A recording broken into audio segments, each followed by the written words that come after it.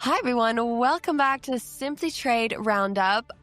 My name is Annik, and I will be your host today, but I'm not alone hosting. I have all of the hosts here. So there's 1, 2, 3, 4, 5, 6, 7 with me. And this is so funny because 7 is my lucky number. And I'm so happy to be in the studio with all 7 of the hosts. This has never happened.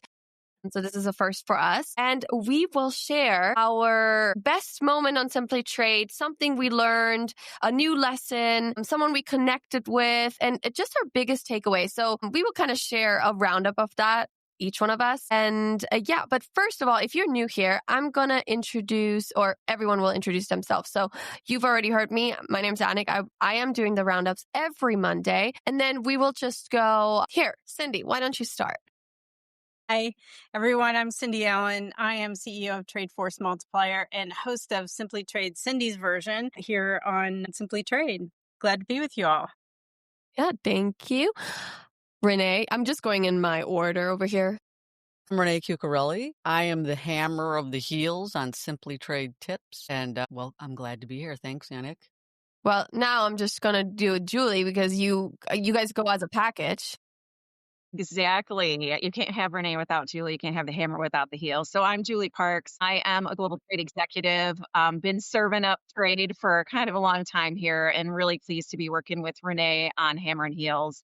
Simply Trade Tips to serve up some real world trade insights. Warrington. Yeah, hey, Warrington Ellacott, the token Canadian of the group, chair of the Canadian Importers and Exporters Association. Glad to be here. Great to have you. And this is also a pair. Last but not least, the people that started it all. Let's start with Andy. Well, hello, folks. It's Andy Shiles. And Lalo and I was just sitting here thinking, just amazed on how fantastic everybody is. Every one of y'all are so wonderful. And Lalo and I have talked a lot on early days. And Lalo, listen, this is just phenomenal. You got such a great group and all this, but the way this is mushroomed out, it's been fantastic. This show's really blossomed. I agree. And last but not least, once and for all. I kind of feel left out not having a name, so we pitched this around a long time ago. So I'm Lefty of Pancho and Lefty. So no, I'm sorry, I'm Pancho. Wait. I messed that one up. I'm Pancho of Pancho and Lefty. So anyway, yeah. If you listen to the song, it's actually not a good song. It's not a good ending either. So anyway, but I'm still Pancho. I think you're the dream maker. You're the idea man. Thank you. I'm the squirrel. That's what, yeah. Anyway. Okay, so I'm going to throw everyone a curveball right now because I want to start off with this. I know I asked you guys to share what your favorite moment is or, some part of the podcast. But before we start with that, I want to ask each and every single one of you to describe trade or this industry of 2025 in one word. Okay, so I'm going to start. And I promise I didn't rehearse this either. I just came up with it right now. But mine is opportunity. So that's all. So make of that what you want, but it's opportunity. Now we're going to follow the same layout that we just did. So we don't have to delegate that again. I would say frantic. Frantic. Renee's next. Exhausting. Chaos. That kind of comes up my ear. I would use the term unbelievable. Your word. 25 was so damn good he has nothing to say. He can't hear us. So I'll do it. If he comes in, I'll do it. But my word is actually trade, but that's what it is. It's a trade upside down, like my cap. It's trade also been unprecedented to a large degree. Like just unprecedented. So Warrington, like playing off of what your word was, it's just been a year of that can't happen. And then you're like, but it just did. Yeah. I agree. We're going to wait for you. Once you have your word, just scream it out loud. Once in the episode, just don't wait for anyone. Just scream it out. It's totally fine. We need to hear your word. Unless you're actually speechless. I mean, that is totally fine as well. I think there's a lot of people that were speechless. Okay. So I guess I have to start with this so everyone can fully get their takeaways ready for the year and what their favorite part was and whatever. But I kind of wrote up something because I had two favorite moments. Okay. I want to mention that I loved every single episode. I think every single episode I did or that each one of you did is incredible because there's so different parts of knowledge and just opportunity and things that we learned, things that, that were critical to the industry that people were so thankful for getting the information from Simply Trade. But there was two moments that stood out to me. One of them, I'm going to start first with my episode, which was kind of my first episode of interviewing a person about their life rather than fully trade, which was with Amy Morgan. It was, we had personal discussions before and after the episode. And I also got to meet her in New York she invited me to the company, which was just, I've never experienced that in the industry, I think. And she kind of went through her journey of how she got into trade and what she wanted to do with her, with her degree and what she wanted to accomplish. And she was talking about the hurdles such as being in a room with a lot of scary people, big people, men. I'm not talking as in like look wise. I'm talking, the feeling of being in a room with a lot of important people and you're barely starting and you don't seem to have a voice. And then there's also I don't, I hate to be like, oh, women always feel belittled in a room. But, sometimes you do when you're barely starting as a woman. It's scary to be with men that are very successful. And it always makes me think of the song, The Man. Is it The Man? Yes, it is The Man. Yes, The Man. Thank you. Thank you, Cindy. Wow. I don't feel like a Swiftie anymore. The Man by Taylor Swift, because, we seem like we have to run so fast as women while men are able to achieve things a little bit faster. And just that's how kind of the world was set up, I guess. And we're definitely catching up and we might have already surpassed, who knows? But she was kind of describing that layout and it was very motivational to me as I'm barely starting out in this industry. And while I've been welcomed in the best way possible. I don't know everything about trade. There's a lot of people that know a lot about trade. I mean, I'm in a room full of trade experts here. So it can be intimidating, but the way she described her journey and speaking up and, saying things and not being afraid, just, it was motivational. And I left the interview just so motivated. And she said, you can do whatever you want. I mean, you can be doing this now. You can step into something later.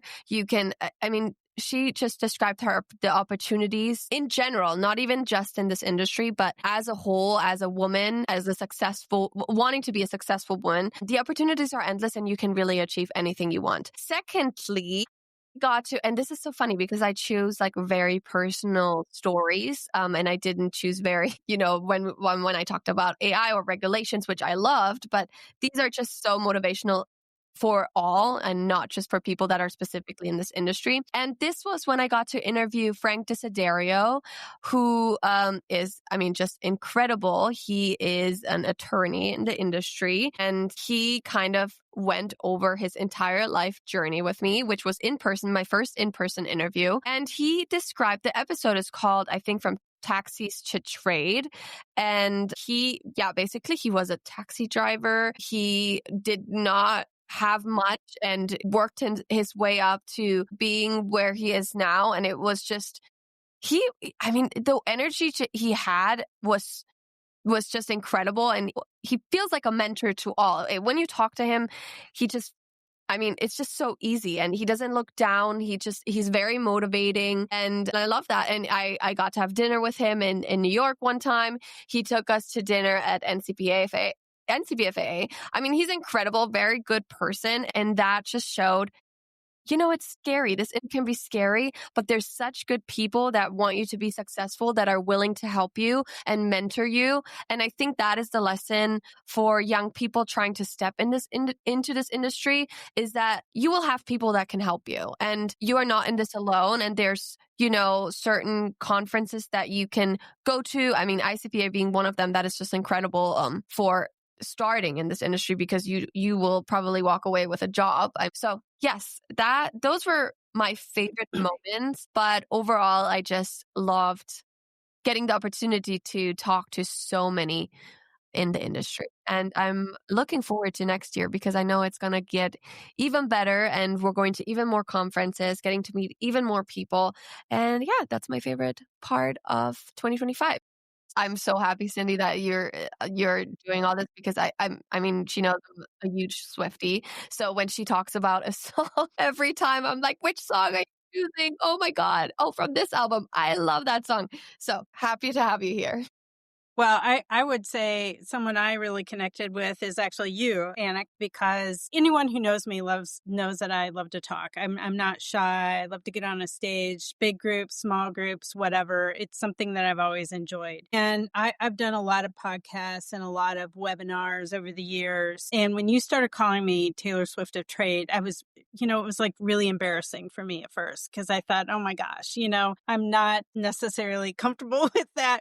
But the more you did it, the more I thought, I just need to own this because maybe I am the Taylor Swift of trade. And I think that's, as a newer Swiftie, I think that was one of the things where I thought, Taylor Swift really just owns who she is and she doesn't care what anyone else thinks, and she just moves forward. And I thought, you know what, I'm just going to own this. And then when Lalo called me and said, hey, we want you to do a podcast, we'd love you to do that, I thought, you know what, I'm just going to really step into this and I'm going to own this and really be that person and really shine in what I like and what I do every day. So Annik, I think that was really instrumental because I wouldn't be the Taylor Swift of trade without you really doing that, which is really funny because, I think that also shows that everyone in trade and in business overall, you have to look for inspiration, not just from your mentors. And, Frank Desiderio is one of my mentors and has been for a long time. Absolutely adore him. But also from new people in the industry can inspire you in the same manner and give you direction and help you own who you are. So thank you for that, because I've been able to step into this role much more effectively and have so much fun with this and really delve into some of those songs and look at different meanings to the words. So that's my someone I connected with this year. Love that. Well, thank you for saying that. And it's all you. So yeah, and you live up to it. So I'm glad you got to step into it, and that touched me. That was very nice of you. Thank you. Got to do the Taylor Swift heart. No, you do. Oh my God, I love that. It makes me so happy.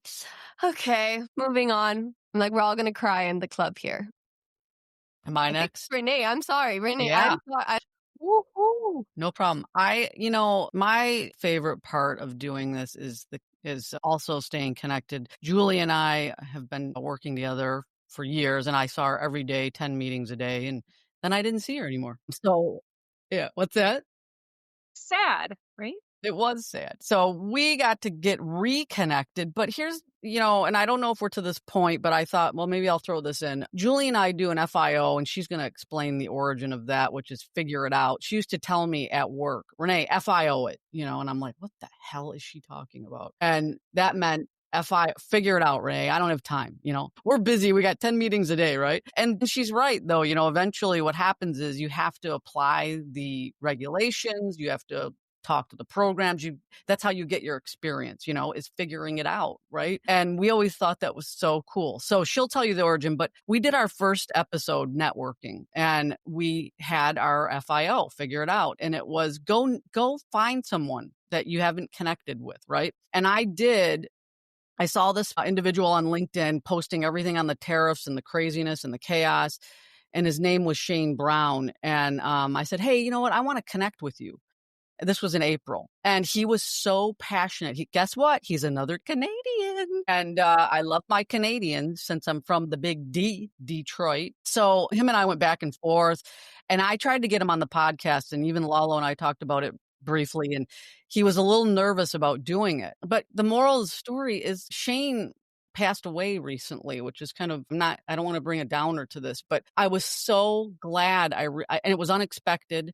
But I was so glad I was able to reach out to him, and only because of Julie and I doing our first episode. Our series was Tariff Chaos, but our first episode was networking. And I did that. I'm like, you know what? I better at least do the FIO since I'm bragging about FIOs, right? And I'm so grateful that I was able to connect with him. So anyway, I think that's my biggest takeaway too, Annik, is just the connection. I'm reconnected with Julie. We're having a lot of fun giving back to the trade community. and, able just to reach out to other people and stay in connection with a lot of trade folks. So anyway, go ahead, Jules. Yeah, Renee, we created a series that has these bite-sized chunks of learning. So it doesn't matter what the topic is. It's kind of like in under 15 minutes, you're in, you're out, you've got some news you can use, is really the goal. And really, Renee and I set out like, where's the gap in the industry? Global Training Center, Simply Trade, shout out to them for being like, sure, let's run with it. We are not sure what that is, but we did. And I think that we're able to kind of deliver these bite-sized chunks of learning. And to your point, with the end goal of you now go FIO, figure it out, right? And I will say just a quick shout out. I did tell my family that when they were tinies, that was kind of the thing. Do you want management to get involved? Because when management gets involved, nobody likes the outcome. Y'all can figure it out, right? So that's kind of so then it became this nexus and this acronym. And really it kind of got toward, when is the last time that you were told, I trust you. I believe that you're going to come out with a better outcome than I will. Go figure it out and bring it back. Bring the seed back and we'll kind of chat in a team. So like this whole aspect of collaboration, it is really what I think the Simply Trade podcast delivers in a really kind of nice format, regardless of who the host is. So shout out to y'all for creating this to begin with. And Andy, to your point, like where it's moved to, I hope it's really helping people. That's the nexus of hammer and heel, Simply Trade tips, figure it out. You need these bite-sized chunks. And I think too, the other aspect, when things are so chaotic, we needed to get back to basics. Like, how are you supposed to organize your pitch to your leadership? Because we were in front of people in the company that we only heard of on a webcast or something like that, and for a lot of trade professionals. So we wanted to just pause and take a moment. We'll continue to do that. Appreciate your feedback too from the community on things we can do differently in the future. But that's my favorite, is the tips and tininess and the go get them. Yeah, I think one of the things that I've noticed this year is that C-suite management for sure has come up as a significant issue. And the interesting thing is that those individuals who thought they were in the bowels of the organization doing customs and trade and tariffs and all that stuff suddenly got hauled into boardrooms and asked, what the hell are you doing? And suddenly they found out how important these people are. If you ever hear my shtick live, I think, Andy, you've heard my shtick live, that who's the most important person in an importer and exporter function? It's your customs professionals. Frankly, it's not your CEOs and it's not your upper management. It's those people who touch the border and move those goods and things of that. From a highlight perspective, I think the pod that I had with Jill Hurley from Livingston and Will Pellerin of Macmillan, I thought was a standout. Jill likes to hang in Buffalo. She rarely gets to the Toronto area, but she offered some really good insights on both U.S. and Canadian perspectives for what it was worth. So, yeah, those were my two highlights, I think, this year. Warrington, you had someone on from the official recently. David Patterson, yes. Yes. You know what? I did love that episode. He was so good. He was... Ontario's representative in Washington. He spilled a lot of beans. When he said some stuff, I was like, yes. Can he say that? Is he allowed to say that? I did like that episode. And then it got very controversial the week after with the U.S. ambassador. I did like that episode. Never a dull day in Ottawa. All right. You want me to go? Yeah. Yes. I was thinking with all the changes in this last year, you remember a little over a year ago now, I was up in Canada and you were such a fantastic host, very kind and others up there. But one of the things, and again, I love the Canadians. Remember, I had brought home a baby Canuck. My daughter was born there when I was working up there and all. But, the session that I was in and that we were doing, I was pelted with a lot of questions. I was expecting to have a much more interactive time with the audience. Well, it was interactive, but my comments were somewhat, they weren't well received on a lot of things. And yet, if you stop and think of what I was saying, is that a lot of the things that I was saying was probably going to happen has come to fruition. And that was where I was talking about, for decades, U.S. goods have not been treated fairly around the world. And yet the issue here that I see is that with the change in the administration, I think the thing that's happened is it's been the speed of implementation. That's what has just destroyed budgets, plans, and everything else. Everybody's trying to, I think some of these policies are good. I also think that trying to implement them so fast is just killing everything, or it's making it extremely difficult. And I had the same comments actually a week before that in Detroit at a automotive conference. And again, it was one of those where I was trying to point out a few things. And from a trade deficit perspective, China has been dealing not only with the U.S., but they've doubled down on everything with all countries around the world. And so that's been one of the things in trying to deal with it. As hard as this is, it's been a tough one. But saying that, I will also say that, as controversial as some of the topics are and the different perspectives, Cindy, your shows have been great. Remember who the president of your fan club is, too, by the way. Andy's always been the president of my fan club before I was at CBP. Yes, and listen, Cindy is one of those that is just so fantastic. To your point, Annik, is that especially, women in business generally coming up through the ranks, it can be intimidating, but it's intimidating for anybody, male or female. Yeah. When you are a rookie, okay, and you start going in there, and what's not good, and I think everybody here will attest to this, is that you don't go in trying to BS your way, especially in the import-export, trade, compliance, logistics, all that. Man, you will get eaten alive. And that's one of the things that there's a lot of seasoned people, and especially in the compliance, man, you don't do that because folks will part your hair with a hatchet in a New York second. So all that to say, with a hatchet. I have to tell a little story here because when I was at CBP, Andy would come to these meetings and we would start writing down Andyisms. And it was always things like part your hair with a hatchet, or nobody knows, is that how we're going to lick the cow? I'm like, lick the cow? What the? Fantastic. So we had a whole book of Andyisms. I wish I could find it, but yeah, we almost had like a bingo card going, like, oh, yep, there's that one. There's a lot. It provided a little levity during that tense. Yeah, I'd like to see that report out. I think the commissioner asked us what you meant, and we're like, we don't exactly understand that saying. It's Andy. Don't worry about it. You don't want to do the job over again. Yeah, anyway.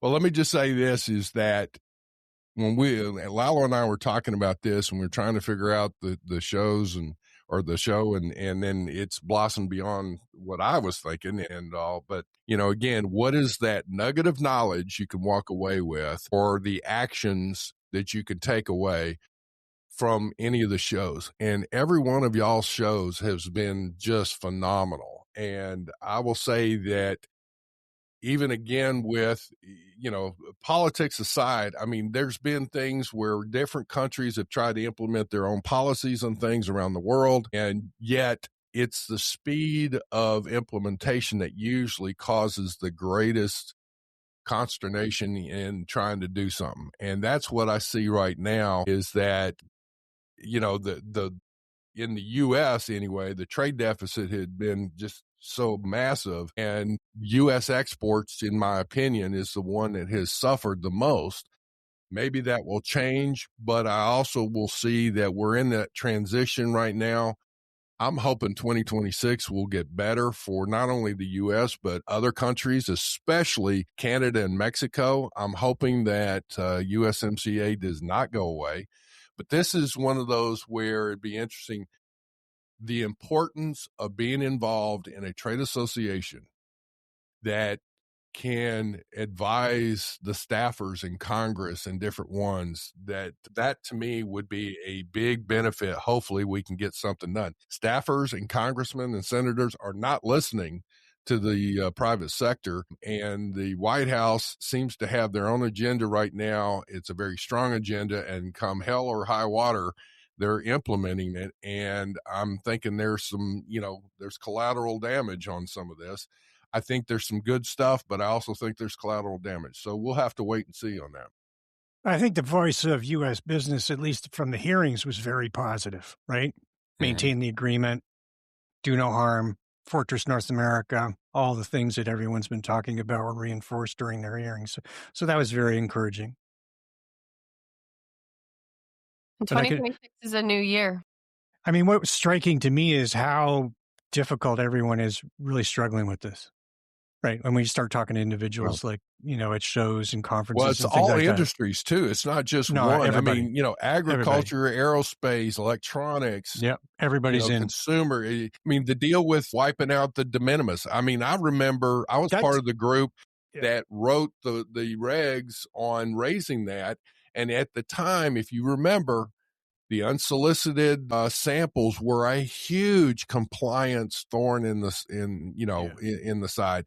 There was then all of this effort for low dollar entries, low dollar shipments, if you will, and all that. And it was just clogging the system, and it was literally clogging the CBP system. And it was, breaking at the seams at the time. Now, they've enhanced it and whatever. I guess it can handle the volumes, but I just think it's the a shame that got wiped out. It's a sleeper file of the year for me. I don't think we really understand the impact on small business yet. As you know, it takes longer for them to work its way through the economy, but those guys have been effectively cut off in multiple countries. Warrington, that's a good segue into my two takeaways, because just last week we had my favorite episode, or my favorite moment of the year, was the interview with Mr. Mike Machinish. Yes. He's from another Detroit guy.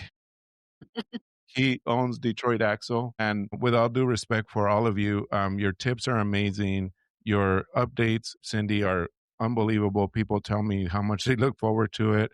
Annik, your roundups, interviews, careers, all of that is all good and great. But until we had Mike a couple of weeks ago, we've never heard how this has literally affected a business. Warrington, you're talking about small business. He's a $500 million, or he's reaching $500 million of business. So I guess he's more classified as an M and the SMB.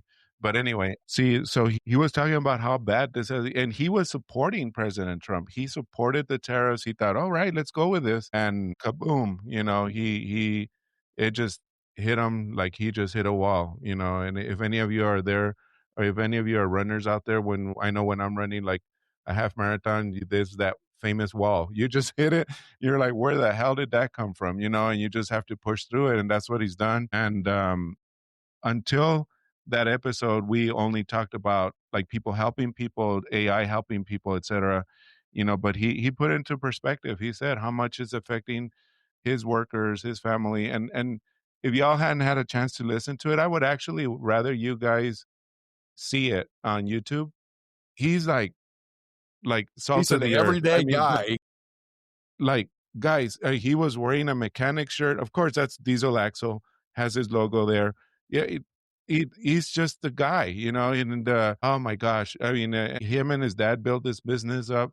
They bootstrapped the heck out of it, and they got it to where it is. But anyway, I just thought that was a really good episode in the sense that it put everything into perspective. It's funny how it was kind of almost one of our last episodes of the year. And it all kind of wrapped it up really nicely. So looking forward to see if he comes back on our show. He says he's going to be visiting El Paso. He has a huge facility here in El Paso and in Ciudad Juarez across the border, and he wants to do an episode out of his facility. So I'm looking forward to seeing him in January. And the other one, I'd be remiss to exclude this one, but I really enjoyed collaborating with the trade guys. They call themselves Click and Clack, the Tapper Brothers of Trade, but it's Scott and Bill from the Trade Guys. They have their own podcast, and that was amazing.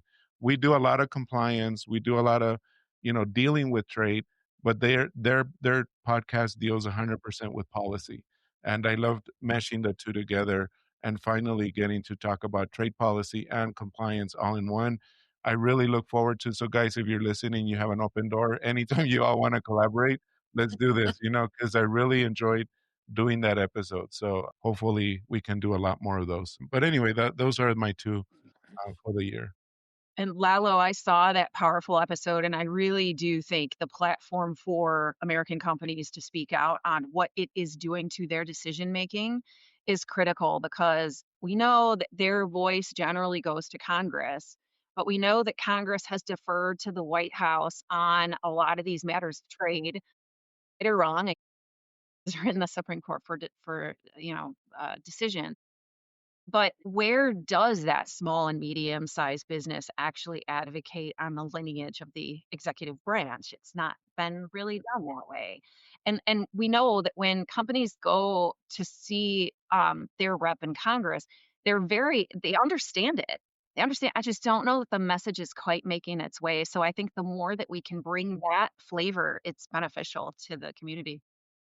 Yep. So open door for those too. Any SMBs that want to come and talk to us, let us know. I'd be more than glad to have you on the show. We do want to hear your stories. I mean, I think everybody Yes, we does.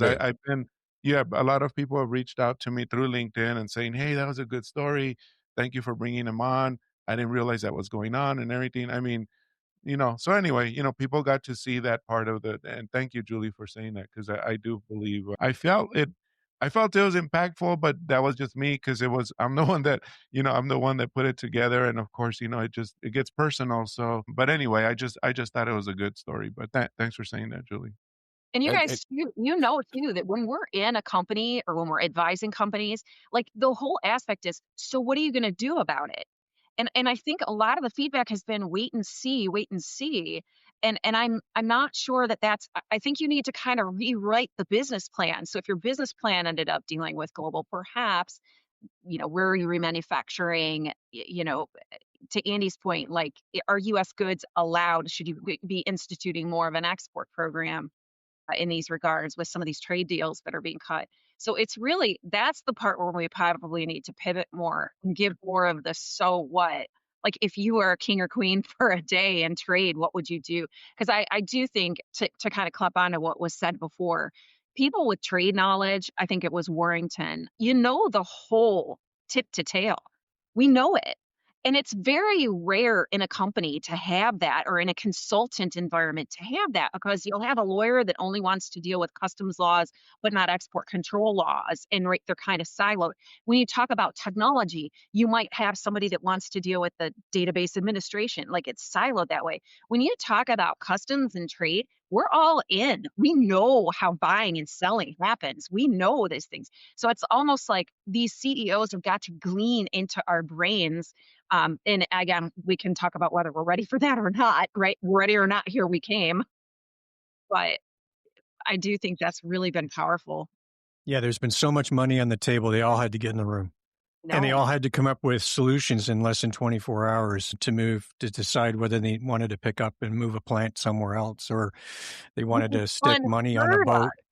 Right. I mean, this is just, and so the only thing that I worry about is people's mental health, frankly. I mean, the year has been so chaotic. I've met a lot of tired people, and thankfully we're coming up to the holiday season, and I hope everybody gets a wonderful rest.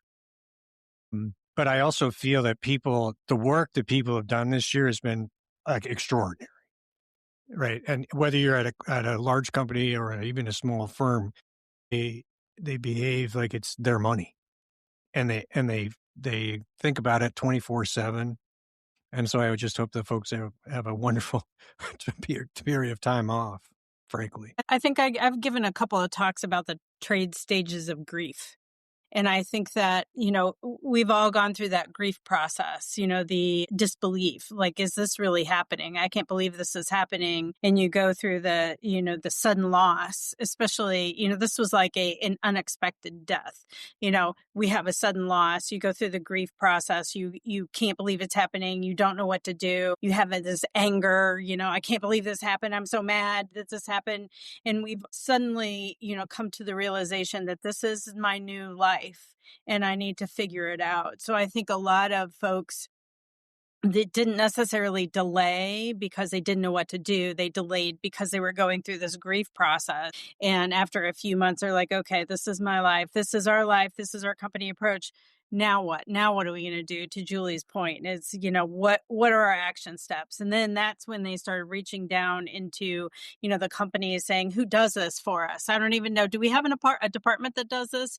Who has responsibility for this? And suddenly you have this new visual, responsibility that, trade people aren't really known outside of the small group here. We aren't really known for being great orators and explaining things without getting into the weeds. So to put a plug in, I also did for the Global Trading Center a talk about how do you talk to the board?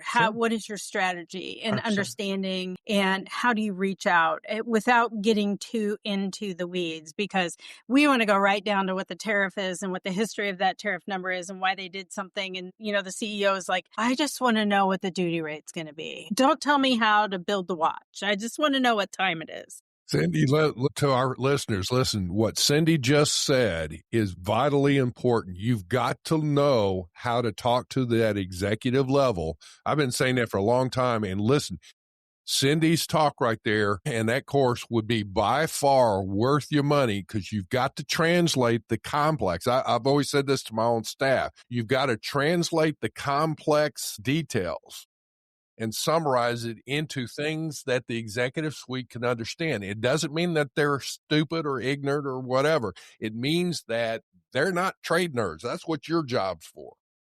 And you got to translate it into relative terms that they can get. And like Cindy, you just said it. It's like, I had a boss tell me, don't bore me with the details. Bottom line, what is it? What's the decision you need, or what's the information I got to have to take on further? What action do I need to take?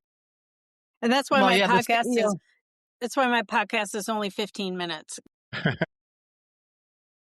You know what? That is so perfect. I think it's the best way to do a podcast. Sometimes I tell the people I interact with them, like, let's just do 20 minutes. People lose their interest after that. We have such a short attention span at this point. Maybe it's just me, but even though this episode's kind of long, but I think there's so many good bits and pieces that people will take out of this, and it's just more of a wholesome episode. I do want to plug, Julie and Renee got to talk about the FIOs, and I know, and if you don't know what an FIO is, it's funny because I made a bit on this.